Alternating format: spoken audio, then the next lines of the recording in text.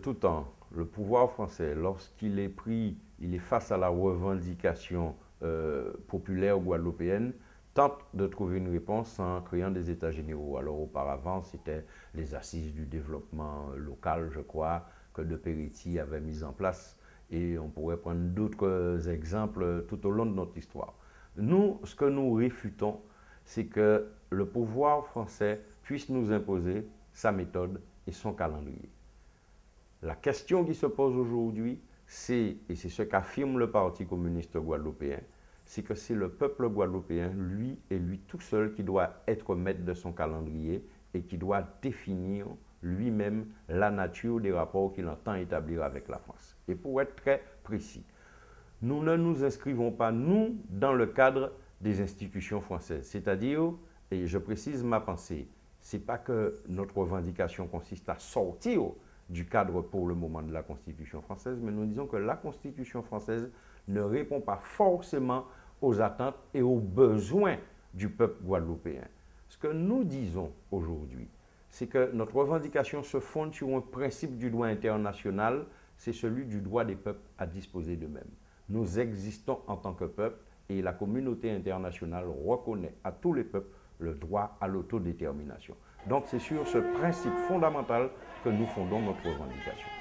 Et nous la déclinons à partir de cela en plusieurs points.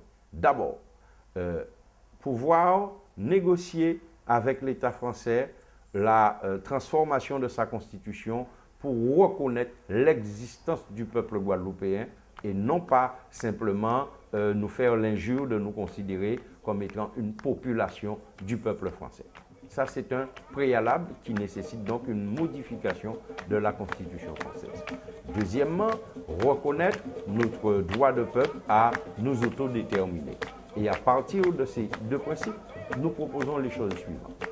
D'abord, reporter les élections régionales prévues en 2010. Ça signifie concrètement, par exemple, proroger le mandat du conseil régional existant, mais en 2010, ne pas faire d'élections régionales et en lieu et place de ces élections régionales, procéder à l'élection d'une assemblée constituante en Guadeloupe sur la base d'une élection à la proportionnelle intégrale qui va donc mettre en place une assemblée constituante qui aura deux missions précises.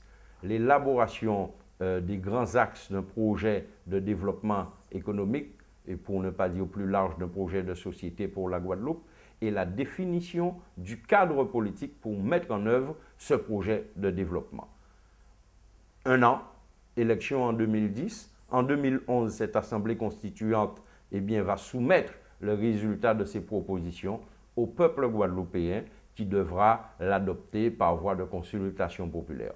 Et à partir de l'avis émis par le peuple guadeloupéen, nous allons entrer dans la phase de négociation avec l'État français du cadre politique qu'il convient pour mettre en œuvre la vérité exprimée, la volonté exprimée par le peuple guadeloupéen. Donc nous renversons l'ordre des choses. Ce n'est pas l'État français à nous fixer ni le calendrier, ni les méthodes. C'est au peuple guadeloupéen, au travers de ses représentants qu'il aura désignés dans le cadre d'une assemblée constituante, mais au travers des organisations politiques qui vont faire leur travail de sensibilisation, de conscientisation et de mobilisation du peuple, qu'il appartient de fixer ses méthodes et son calendrier et non l'inverse. Voilà la vision que porte le Parti communiste guadeloupéen en précisant que ça ne peut se faire, ce n'est pas une volonté du Parti communiste guadeloupéen d'imposer ses choix, mais de construire ça dans le cadre d'un rassemblement, dans le cadre d'un front